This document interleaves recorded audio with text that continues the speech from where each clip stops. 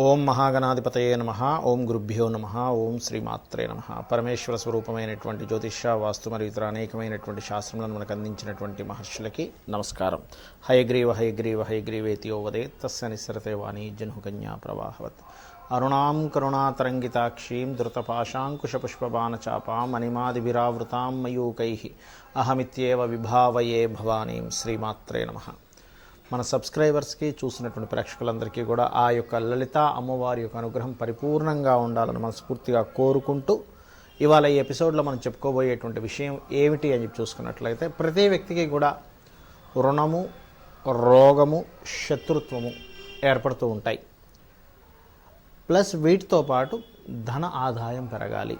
వీటికి మనము ఏ దేవతారాధన చేసుకుంటే బాగుంటుంది, ఎటువంటి వ్యక్తులతో మనం వాళ్ళని, ఇంట్లో ఉన్నటువంటి తండ్రితోనా, తల్లికా, లేకపోతే ఎవరితో మనం వాళ్ళకి ఆనందంగా ఉండేలాగా, అంటే అందరితోనే మనం ఆనందంగానే ఉండాలి, అందరినీ హ్యాపీగా ఉంచాలి. కాకపోతే స్పెసిఫిక్గా ఎవరితో మీకు కలిసి వచ్చేటువంటి ఆనందంగా వాళ్ళతో ఉన్నట్లయితే మీకు ఇవి ఎలా దూరం అవుతాయి.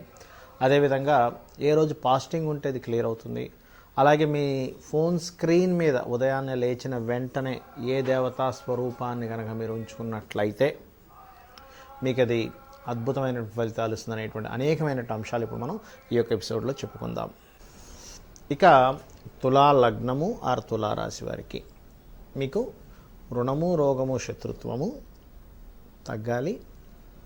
అలాగే లక్ష్మీ ప్రాప్తి కలగాలి.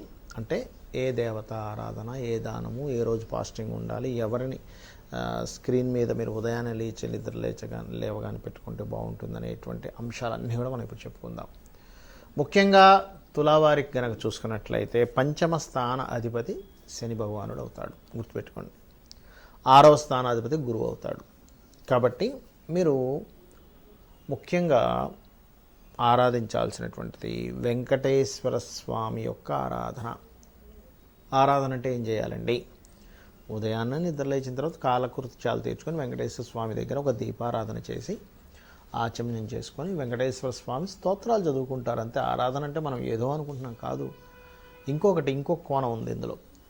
మీరు ఏం చేస్తున్నా సరే వెంకటేశ్వర స్వామికి చెప్పుకుంటూ ఉంటారు, స్వామి ఏంటో ఈరోజు ఇలా జరిగింది. అది అలవాటు చేసుకోగలగాలి. అది కనుక మీరు అలవాటు చేసుకున్నారా, ప్రత్యేకంగా పూజ చేయకుండానే వెంకటేశ్వర స్వామి నామం చేసుకున్నట్లు అయిపోతుంటుంది. అలాగే ఇక్కడ మరొకటి ఏంటంటే, ఇక్కడ ఆరాధన ఏమో వెంకటేశ్వర స్వామి చేస్తూ ఉంటాము. అలాగే దానము చూసుకున్నట్లయితే ఒక శనగలు తీసుకోండి, సింపుల్గా ఏం లేదు, 1 కేజీ బావు శనగలు తీసుకోండి. పసుపు రంగు వస్త్రం తీసుకోండి, ఎల్లో కలర్ క్లాత్. వస్త్రం అంటే అది బ్లౌజ్ పీస్ కావచ్చు, టవల్ కావచ్చు, అదేవిధంగా పంచె కావచ్చు, ఏదైనా కానీ. ఈ రెండింటిని కలిపి మీకు దగ్గరలో దత్తాత్రేయుడు ఆలయం కానీ, సాయిబాబా ఆలయం కానీ, దక్షిణామూర్తి ఆలయం కానీ, గురుత్వ సంబంధించిన ఆలయాల్లో ఉన్నటువంటి పురోహితుడికి దానంగా ఇవ్వండి. అలాగే స్క్రీన్ మీద మీరు వెంకటేశ్వర స్వామి యొక్క బొమ్మను పెట్టుకోండి. స్క్రీన్ మీద గుర్తుపెట్టుకోండి, స్క్రీన్ మీద వెంకటేశ్వర స్వామి బొమ్మను పెట్టుకొని మీరు మీ యొక్క రెగ్యులర్గా నిద్ర లేచిన వెంటనే చూడటం మొదలుపెట్టండి. మీరే చూస్తారు ఎంత అద్భుతమైన ఫలితాలు వస్తాయో. ఎందుకంటే ఒక్కొక్క ప్లానెట్ ఒక్కొక్క ఫలితం ఇస్తూ ఉంటుంది, గుర్తుపెట్టుకోండి, ఒక్కొక్క ఫలితం ఇస్తూ ఉంటుంది. అలాగే వెంకటేశ్వర స్వామి సహితంగా అమ్మవారిది కూడా ఉంచుకోవచ్చు, అందులో ఎటువంటి సందేహం లేదు, గుర్తుపెట్టుకోండి. కేవలం వెంకటేశ్వర స్వామి కాకుండా అలవేలు మంగతోని ఆ అమ్మవారితో ఉన్నటువంటి ఫోటో పెట్టుకోండి. ఇంకా అద్భుతమైన ఫలితాలు చూశాను నేను. అలాగే మరొకటి ఏంటంటే, ఇక్కడ మీరు పాస్టింగ్ ఉండడం కూడా గురువారం రోజు ఉండండి. ఏమండి నాకు షుగర్ ఉంది, లేకపోతే నేను తినకుండా ఉండలేను, అలాంటి వారు అక్కర్లేదు. పాస్టింగ్ లేకపోతే దేవుడే మనల్ని ఏమీ చేసేయడు, దేవుడు అంత కక్షేం ఉండదు, గుర్తుపెట్టుకోండి. ఇదంతా మన కోసం చేసుకుంటున్నాము. మనం ఒకరోజు పాస్టింగ్ ఉండకపోతే ఆయనకేం పోయేదేం లేదు, ఆయనకేం వచ్చేదేం లేదు. ఇది అర్థం చేసుకోండి. మూఢంగా ఉండకండి.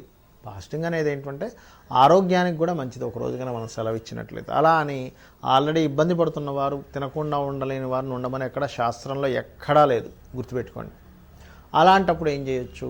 పళ్ళు తినండి. ఆ రోజు కాస్త పళ్ళు, లైట్గా ఫుడ్ తీసుకోవడం, వండినటువంటి పదార్థం కాకుండా వండనటువంటి పదార్థాన్ని తీసుకునే ప్రయత్నం చేయండి. చక్కగా పచ్చివి ఏవైనా సరే తినడానికి ప్రయత్నం చేయండి. అది కూడా ఒక రకమైనటువంటి ఉపవాసం కిందకే వస్తుంది. మరియు మీకు దగ్గరలో ఆలయాలు ఉన్నట్లయితే పసుపు గంధము గుర్తుపెట్టుకోండి. అమ్మవారి ఆలయాల్లో ప్రత్యేకంగా పసుపుని గంధాన్ని దానముగా ఇవ్వండి, అమ్మవారి ఆలయాల్లో వాడుకోవడానికి. అలా గనక మీరు ఇచ్చారు ఖచ్చితంగా ఏమవుతుందంటే అది పుణ్యం కిందకి మీకు మారుతూ మీకు ఉన్నటువంటి రుణము, రోగము, శత్రుత్వాలు, గొడవలు అన్నీ తగ్గుతాయి ఆటోమేటిక్గా. అలాగే మరొకటి ఏంటంటే దీంతోపాటు మీకు గురువులు ఉంటారు. మీకు చదువు నేర్పిన గురువు కావచ్చు, లేకపోతే మీకు ఎవరైనా సరే వీలైతే వాళ్ళకు కూడా పసుపు వస్త్రములు దానంగా ఇవ్వండి. వారికి కొంచెం క్రీమిష్ కానీ అలాంటిది మీ గురువులకి. మెకానిక్ నేర్పించినటువంటి గురువైనా పర్లేదు, ఒక బండి రిపేర్ నేర్పించారండి, ఆయన గురువే. ఎటువంటి పని మనం అవతల వాళ్ళ ద్వారా మనం పొంది నేర్చుకున్నామంటే వాళ్ళు మనకి ఒక టీచర్, ఇంకా చెప్పాలంటే టీచర్, అలాంటి వాళ్ళకి ఇవ్వండి. అంటే టీచర్ అయినా గురువైనా సరే వాళ్ళకి ఇవ్వడం తప్పులేదు.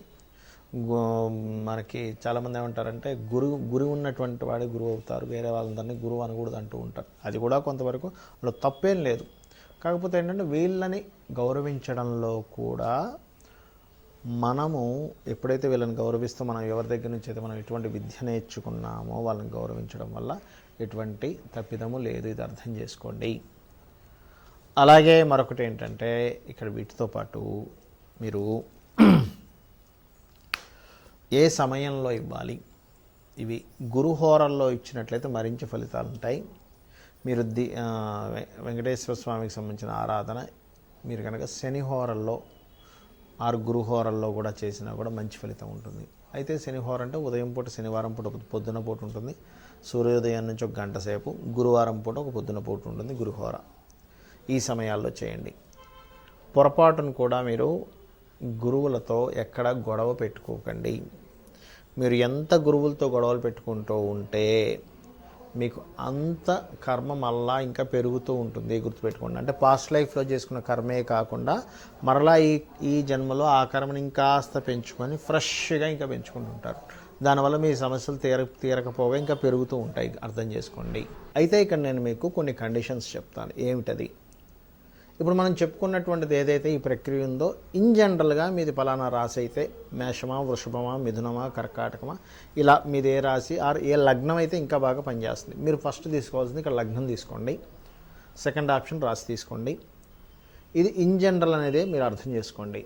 మరి కండిషన్ ఏమిటి అంటే నేను మీకు ఈ పంచమ స్థానంలో పంచమాధిపతి కాబట్టి దీనికి చేయండి అన్నాను. ఒకవేళ పంచమంలో ఇంకో గ్రహం ఉందనుకోండి మీకు లగ్నం నుంచి, అప్పుడు ఆ గ్రహ అధిష్టాన దేవతది కూడా కలిపి చేసుకుంటే ఇంకా మంచి ఫలితాలు వస్తాయి. అతనితో పాటు ఇది కూడా చేసుకున్నారా, మీకు పర్సనల్ చార్ట్ తెలుసు, నాకు జాతకం చూసుకోవడం తెలుసండి, నాది పలానా లగ్నము, నాది మేషలగ్నము లేదా కుంభలగ్నము, లేదా తులాలగ్నం అన్నప్పుడు మీకు అక్కడి నుంచి కౌంటింగ్ చేస్తే 1 2 3 4 5 అని తెలుస్తుంది. అందులో ఏదైనా ప్లానెట్ ఉంది. ఉదాహరణకి రవే ఉన్నాడు పంచమాధిపతి పంచమంలో, ఇంకా హ్యాపీ, రవికి చేసుకుంటారు. అంటే మీరు అనుకున్న దాంతోపాటు రవికి కూడా చేసుకుంటారు, నేను మీకు చెప్పిన దాంతోపాటు. చంద్రుడు ఉన్నాడు, చంద్రగ్రహానికి కూడా చేసుకుంటారు, అంటే రాజరాజేశ్వరి అమ్మవారు. ఉదాహరణకి కుజుడు ఉన్నాడు, సుబ్రహ్మణ్యేశ్వర స్వామి. బుధుడు ఉన్నాడు, విష్ణువు. అలా కాకుండా మీకు ఉదాహరణకి గురువు ఉన్నాడు, దత్తాత్రేయుడు. శుక్రుడు ఉన్నాడు, అమ్మవారు. శని భగవానుడు ఉన్నాడు, ఈశ్వరుడు లేదా వెంకటేశ్వర స్వామి లేదా ఆంజనేయ స్వామి. రాహు ఉంటే దుర్గా, కేతు ఉంటే గణపతిని. అలాగే 6వ స్థానంలో కూడా ఏమైనా గ్రహాలు ఉంటే వాటికి సంబంధించినటువంటి దానాలు, ఆ గ్రహ సంబంధించిన దానాలు. ఇది ముఖ్యంగా కండిషన్. అంటే ఆ అధిపతితో పాటు అక్కడున్న ప్లానెట్ కూడా మీకు ప్రభావం చూపిస్తుంది. ఇది మీరు గుర్తుపెట్టుకోవాల్సినటువంటి అంశము. ఇది గుర్తుపెట్టుకోండి, ఓకే?